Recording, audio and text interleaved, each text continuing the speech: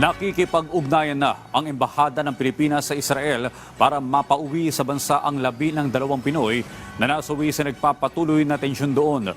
Patuloy namang tinutuon ng Embahada ang kinaroroonan ng 3 pang Pilipino na nawawala. Si Kenneth Pasyente sa sentro ng Balita Live. Audrey, tuloy ang pagmomonitor ng pamahalaan sa lagay ng ating mga kababayan sa harap ng patuloy na kaguluhan sa pagitan ng Israel at Gaza. Sa katatapos lamang na palace briefing, inireport ng Embahada ng Pilipinas sa Israel na nasa 3 Pinoy pa ang nawawala. At patuloy nila ang hakbang ng pamahalaan na matunto ng kinaroroonan ng mga ito. Pero kinumpirma rin ng Embahada ang 2 Pinoy na nasawi. Bagaman hindi na ibinigay ang mga detalye, sinabi ng Philippine Embassy to Israel na ang isa ay babae, 33 years old at 6 na taon nang nagtatrabaho sa Israel at tubong Pangasinan. At ang isa naman ay 42 taong gulang na lalaki na galing naman ng Pampanga. Nakikipag-ugnayan na raw ang Embahada sa mga otoridad para maiuwi ang mga labi nito.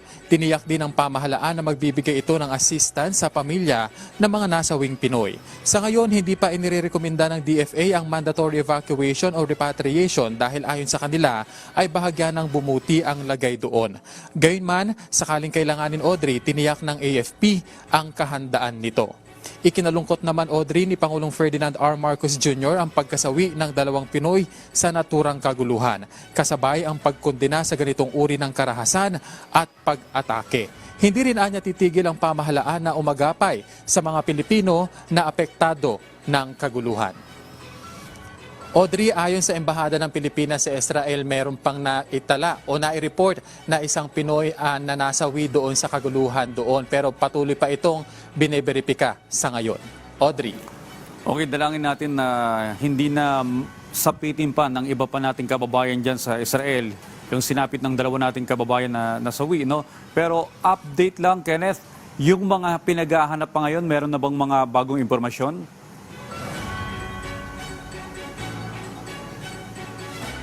Sa ngayon, Audrey, ang huling report na ibinigay sa atin ng Embahada ng Pilipinas sa Israel ay 3 yung patuloy na tinutunton nila at magbibigay daw sila ng update sakali mang magkaroon ng panibagong impormasyon ukol dyan.